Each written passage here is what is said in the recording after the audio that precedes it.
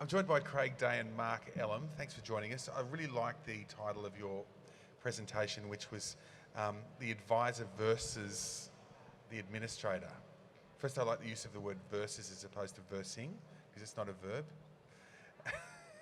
as the kids use it these days. I'll take your word for that. Yeah, no, well, apparently. And also, like, it's an interesting sort of phrase, really, the advisor versus the administrator. Is that the way it works in normal practice?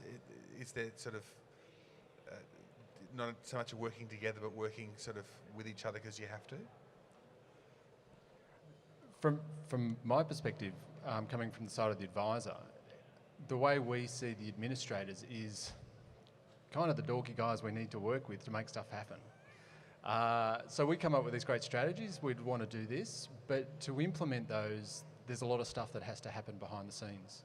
And sometimes I'll come back to you, and that's great, Craig, you want to do all this, but it actually doesn't work in reality because of all these reasons. So you've got to work through that and figure out what they need to do to facilitate what you want to do. So that's a lot of what we see and deal with the administrators. All right, so in a sense, the administrator is like a goalkeeper to your objectives. Is that a fair paraphrasing? Well, not a goalkeeper, but initially a goalkeeper, but stuff does get through. Yeah, I wouldn't see it as a goalkeeper. It's just an implementer of what we want to do. And if you're trying to put, a square block in a round hole, yeah. They're going to quickly say, no, it doesn't fit and it's not working. So you've got to, for a lot of the things that we talk about doing, and this is what I do a lot with Mark, is ring him up saying, I want to do this. Does that work from a practical perspective? How does that go into the system?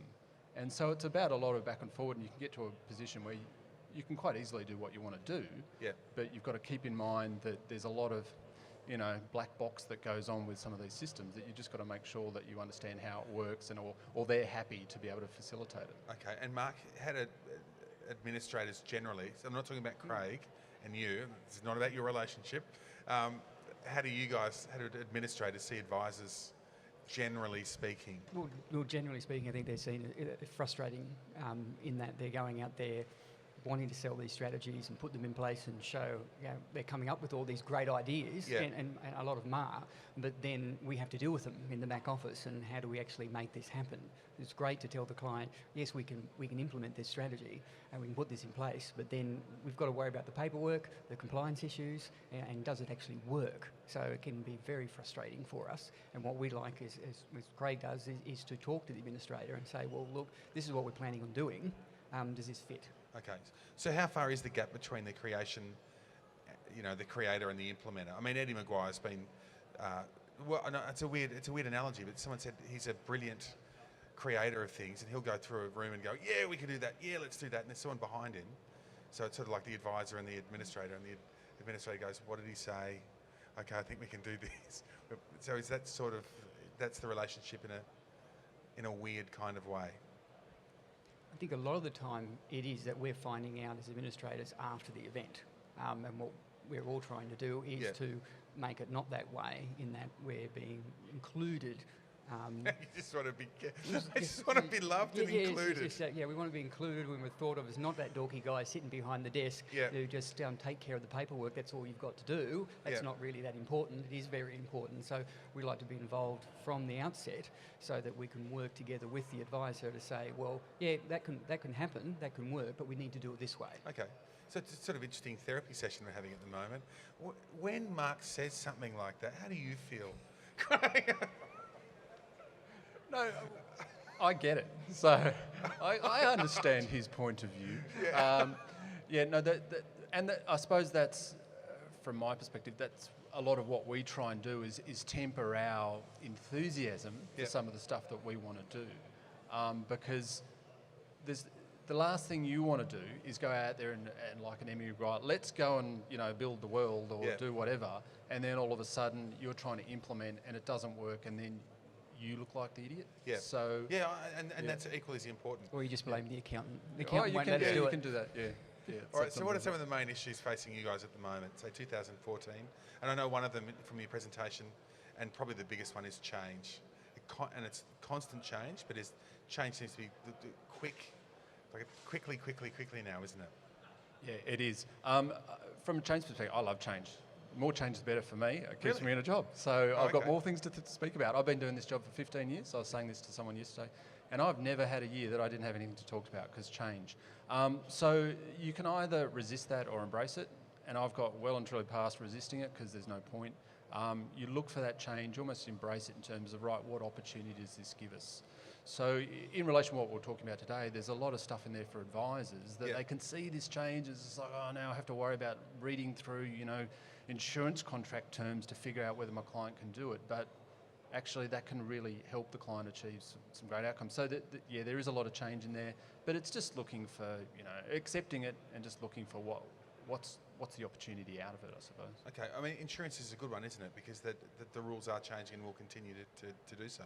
Yeah, no, they are, and as Craig said, there's a lot happening, and one of those affects administrators and accountants is the change to the licensing requirements. So what we can and can't say to our clients as an accountant. So we have to consider that change because that will affect how we conduct our business going forward, and shape our business and what we want to actually, how we want to deal with our clients. So for example, what can't you say? You're my accountant. Well, you can't really give me advice, can you? I can't make recommendations to you on the types of insurance that you can have under the accountant's exemption. I can simply talk to you about the lovely, exciting, sexy topic of tax and compliance. So that the policy has to be in the name of the fund. No wonder you've got those heavy smile lines. Yeah, I know. You're talking about all the great stuff. I know.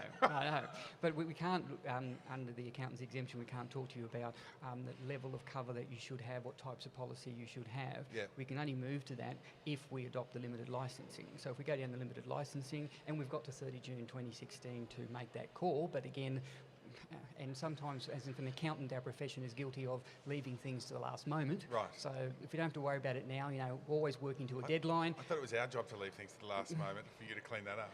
Well, yeah, somehow. But, if we leave it till then it's going to be a big rush. So we need to think about it now. We go to accountant's exemption now. We can talk further about insurance. We can talk about the types of insurance and the level of cover, but we can't talk about product specific. So we can't make a recommendation, you should go and buy that product. We still need the full licensed advisor to assist that. And again, that's where we need to be working with the advisor to assist their client. Yep. So as much as your panel, and I know it wasn't really about advisor versus administrator, it's really not that relationship at all, is it?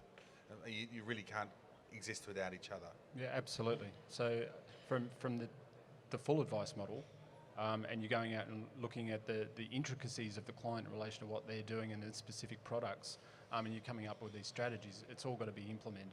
Yeah. It's no good coming up with a pie in the sky dream and you can't implement it. So, and there's no point in a lot of circumstances, the old story about building a plane in the air kind of stuff.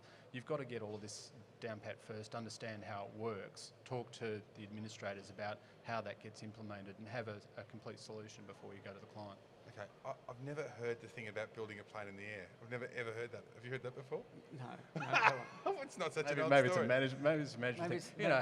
Advisor, you have to be an advisor to understand it. We accountants don't get it. Well, it's all about these strategies. You come up with them and you find you're trying to figure out how it's done as you're in the process of delivering the advice. Yeah. And so for me, I'm out there recommending something to an advisor, and then Mark comes back and says, well, that's great, Craig, it works with the legislation, but none of the systems do that. A good example out of what we're talking about this morning was, some rules around the types of insurance you can acquire pre and post 1 July. And there's this kind of little quirk in the legislation that might allow you to go and buy this type of insurance that most people would think you couldn't do. But from a practical perspective, theoretically you can potentially do that, but from a practical perspective, no one will sell you that. You won't find an insurer that will actually sell you that type of policy past 1 July. Right. So once again, there's no point trying to put the strategy in place before you know whether it works or not, before you actually taking the plane off, before you know whether it flies, and trying to build it in the air is not great. And a lot of businesses actually run that way. You like that one? I understand it now. All right, well, thanks for your time today, and well done on your presentation. Thank you. Thanks. Thanks, mate.